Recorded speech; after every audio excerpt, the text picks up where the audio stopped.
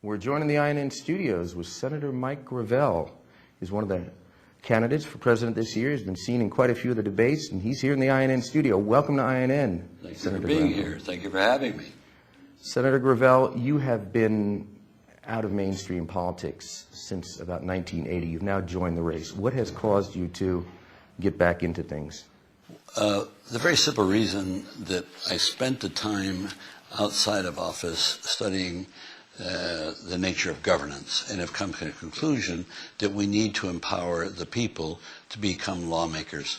The central power of government is lawmaking, and so they'll never get control of their government, of their polity, until they become lawmakers. I have legislation to do that. It's called the National Initiative for Democracy.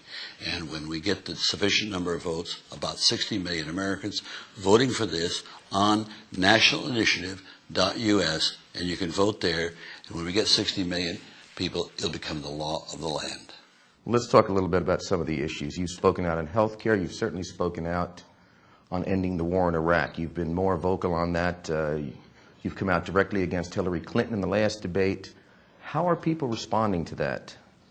Very favorably. Americans are sold on getting out. What I'm afraid of right now is with the Lieberman Amendment, which, of course, the first one is what set the stage for the Iraq War. Now, the second Lieberman Amendment, which Hillary voted for, and the Democratic leadership voted for, I might say, and on their way to voting for it in the House, which will give George Bush the credentials to go ahead, the fig leaf to go ahead and invade Iran. And that is a horrific possibility. Americans want us out of Iraq now, and they don't want us starting another war, but George Bush may just go do it anyway. The original authorization to use force after 9/11, now, can that actually be extended, or has this new law really eclipsed that? Or is it just an extension of something like that? Now, I don't think you have to worry about it that way. It's the way the language of the resolution sets the president up to use it, and the same thing in the House. And that is, sell the nice things. You can't use money to invade Iran, this and that. But then if you suspect that they're going to invade or you want to thwart some future action, you can go do that.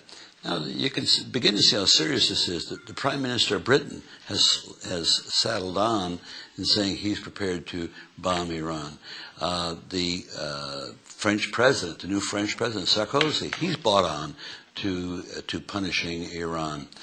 Merkel, the chancellor, is going to Crawford, Texas. I don't know if Bush is going to be able to sway her. I'm just a marvel at the fact that Bush can sway anybody. I think it's more Cheney than anything else. So I refer to the crisis of Cheney-Bush. These people want to take us to war in Iran for two reasons. One, they want to get control of the oil. But the other is they're like rats caught in a corner. The American people have not bought into this war. They want us out of Iraq. And so they think that maybe by starting another war, people will rally around the flag and protect America. I don't know if that will happen. I think that scenario may be overplayed. But if they go ahead and invade Iran, and Iran then retaliates against us, well, the fat's in the fire by that point in time. And understand that if they do this, the minimum damage to the United States will be a world depression. Everybody within sound of my voice will suffer if they go into Iran.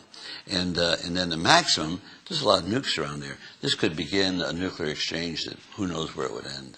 Let's talk for a moment about something. When you were more of an active member of the Democratic Party, when you were in office, there seemed to be more of a separation of the two-party system. Today, I think most people, they elected the Democrats, they don't see a difference in the two-party system. They see the Democrats following the Republicans. Why do you think that is? What is the policy that's driving that? I don't see it entirely that way. I don't think things were that much different then from now. There was a lot of partisanship then. We like to look back at history and say, it was the good old days. It used to be nice. There was no such thing as good old days. There were the bad old days. And so we went through the whole Vietnam War. This was a Democratic war sustained by the Republicans and still sustained by the Republicans, who think that, like John McCain, we should have won. What was there to win? It's still a communist country. They have most favored trading nation with us. You can get an ice cream cone Baskin Robbins in Hanoi, or Kentucky Fried Chicken in Hanoi from Colonel Sanders. So what's this all about? We killed 3 million Southeast Asians and 58,000 Americans, and nothing has changed. It's not gotten any worse, any better. They're still a communist country. And so you can only conclude one thing: they died in vain. And this is exactly what's going on in Iraq. We're killing Iraqis, and we're killing Americans, and it's in vain. Senator Gravel, do you feel that there is more of a disconnect between the voting electorate and Congress now, or this has been something all along? I think it's been something all along. When we use the terminology, we got to take back America. We never had it. The people never had America, right from the get-go at the Constitutional Convention in Philadelphia. And so the situation today is no different than what it's always been. What we have to do is to realize that we do not control the government on election day. We control the government if we can become lawmakers, have the same power that the government has. I believe that the people can do a better job leading this country than their leaders. Let's talk about your position on taxes. You propose a fair tax. You also propose perhaps an energy tax or a carbon tax. Well, the first one, let's take the carbon tax. If we're going to address the problems we have with global warming and the whole host of other aspects of the environmental crisis, we have to get off of carbon. The only way you can do that is to turn around and tax it at the barrel of oil or at the lump of coal, so that it filters through the system in a very fair manner. And if people want to get off of it, not pay the carbon tax, all you got to do is move to hydrogen, move to some other. Now, that means that we have to put that in place. What I recommend is we can build 5 million windmills, and we can get off of entirely do the system we have of electricity. We can electrify our country with 5 million windmills and some alternate photovoltaic. That means we would be polluting. So you could close the power plants, you could close the diesel plants, the coal plants. All of that could be redone.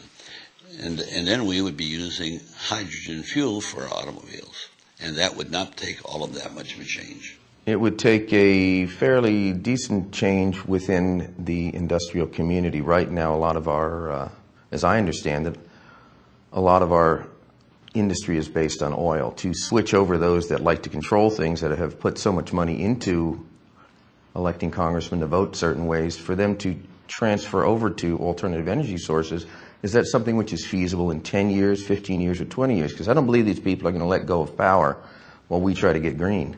All you got to do is empower the American people to make laws, and you put that issue before the American people, and they'll make the change. You're right, Congress won't do it, but that's not what I'm advocating. I don't think the Congress will put a carbon tax on. But you go to the American people. They're sensible. They recognize that we've got problems, and if it means taxing carbon so we can bring in alternate forms of energy, then so be it. I think the American people are mature enough to do this. Let's talk about your position on health care. I have a plan. It's called the HSS, Healthcare Security System. All the other plans, except for Dennis Kucinich's plan, he wants the government to do it alone. Well, I'll tell you, there's 3 crises going on in healthcare. One is coverage. 2 is the fact that Medicare and Medicaid are blown through the ceiling. Costs are out of hand. And the third one is that we insist on forcing business to pay for the cost of health care. Well, that's ridiculous. All that does is make business uncompetitive in the world.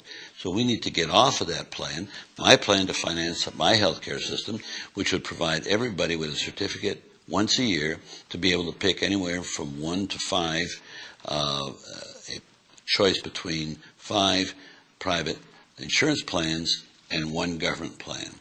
And then they would be competing only on the administrative costs, not on the services that will be rendered, because that will be defined by a regional body that would then take into consideration the particular regional needs. And now, my plan will cover glasses, hearing aids, dentures, home care, hospice care, you name it. And then if people want more than the plan that I'm suggesting, the standard affordable plan, Well, affordable. They can afford it. All they can do is sign up for it. But we'll be paying for that with a retail sales tax. Now, isn't it going to be interesting? Excuse me, this is a not-for-profit system or it's a for-profit system? Both. You got 5 insurance companies or plans that put forth by the insurance. So they'll be competing against each other, and who can provide the administrative costs most cheap. Okay? Cheapest. Then you got the government plan. So the government plan will be competing with the insurance plans. So when we're told right now, which is accurate, that the insurance companies spend probably a third of the money goes for the administrative cost. And they say that with the government plan, Medicare, that it's only 3%. Well, the Medicare plan is just blown through the ceiling. I mean, the cost is just unbelievable. So if you're 85 years old and you want to get a heart transplant, Medicare will pay for it. Well, that's not right. I mean, we can't afford to have anybody at the top end of it to go ahead and get whatever they think they need. We've got to have some degree of triage. And so we would hope, and the best way to do that is keep in mind, well, let me go to the financing of this a moment. What I'm saying is that we pay for this with a health care, with a retail sales tax. That means all these tourists coming in from abroad are going to be helping pay for our cost of health care. That's what that means. And we can figure that out. So rather than putting it on the backs of business and making them uncompetitive, we're financing it a different way. Now, the challenge is to let the people decide this. In California right now, there are raging wildfires. People are being evacuated. The National Guard is not available because much of the National Guard is in Iraq. How can this problem be resolved today? Pull the troops out of Iraq immediately. And I've had a plan to do this in 120 days. Congress refuses to do it. So the American people voted the Democratic Party in thinking they'd end the war. The Democratic Party has not ended the war. And the various candidates running for president, Hillary, Obama, they said they couldn't even end the war by the year 2013. What's going on? What they're being told is we've got to control that oil of Iraq. Well, spending our money to try and control the oil of Iraq is like spending money to buy the Titanic. We're done with that. We've got to change our ways and get off of oil as soon as possible. Congressman Kucinich read into the national record, the Iraq hydrocarbon law, which is written in English, basically gives the multinationals 80 or 90% of Iraq's oil futures. What would you say would be a fair plan for the U.S. to recoup its money in Iraq, even if it got out tomorrow? Or do you think we should just get out, take our losses, and leave them their oil?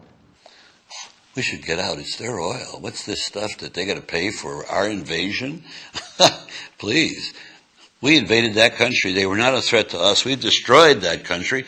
And now the inference that we got to use their oil to pay for our cost, it's just the opposite. We should be paying them retribution for the damage we've done. There's a debate coming up the day before Halloween in Philadelphia, but we hear that you weren't invited. What's the story there? Well, the story is real simple, is that we found out about it last Friday. And the debate, which is CNN, MSNBC, the networks, they figure that I haven't met their criteria. When we investigate their criteria, it's a joke. First off, I've got federal matching funds now. So that means that the federal government treats me as a legitimate candidate. Now, I don't know. Why would they not? Well, just look back what happened in the last debate. Hillary, when I brought to people's attention that Hillary voted for the Lieberman Amendment to go to war with Iran, boy, they got uptight. Well, who got uptight? GE. This is not MSNBC or NBC. They're owned by GE. Now, who is GE? GE is one of the largest profitable companies in the military-industrial complex.